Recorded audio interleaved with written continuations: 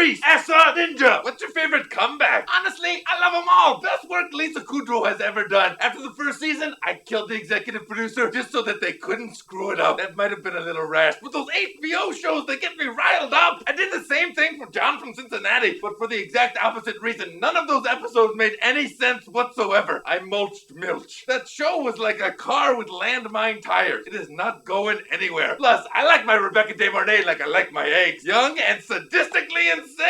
Now, Sopranos, we let that one play out because that was just hilarious. They were like anti-ninjas. I mean, the idea of those noisy, fat, stupid people, or just Italians in general, doing anything right just completely cracks me up. You know, originally that last episode was a lot longer, but I got cut short by a ninja named Cleve Perry, who should not be confused with Steve Perry or Steve Terry or the Filipino guy that they got now, who has amazing set of pipes on him. He's taken us on a whole new journey. Anyway, it's a good thing that he cut that episode short because it was a horrible ending. Tony Soprano got caught, then he got sentenced by a crazy old judge to join the traveling circus and help colorblind people in every town where they stop. It was like combining the end of Seinfeld and the end of Carnival, the show Carnival, not the big Carnival thing in Brazil. Although that usually ends pretty poorly as well, if you've ever been. The last day of that, when street's clear, what's left, not good. Of course, I like The Wire and Entourage, although I do think both shows would be better if they switch cast. Actually, you know what? That would be a pretty good show. I'm gonna call it Nintourage, and it's about a ridiculously handsome young ninja played by...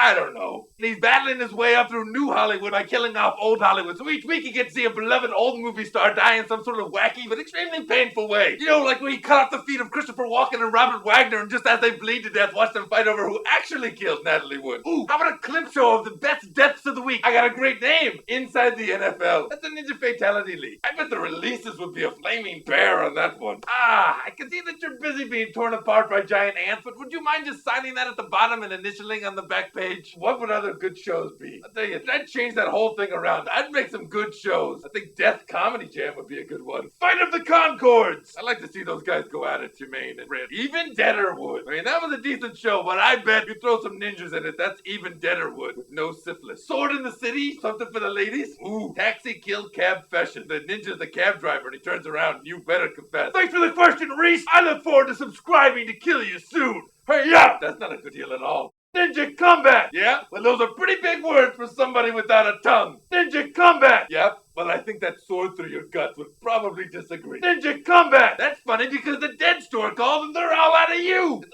odd that all of my comebacks involve threatening to kill or killing someone. It just goes to prove sharp sword is better than a sharp wit.